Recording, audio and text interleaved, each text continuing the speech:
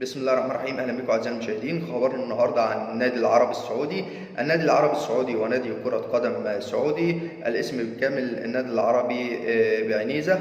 اللقب بالفارس الاحمر. تأسس عام 1958. الملعب ملعب إدارة التعليم. الساعة 16,000 متفرج.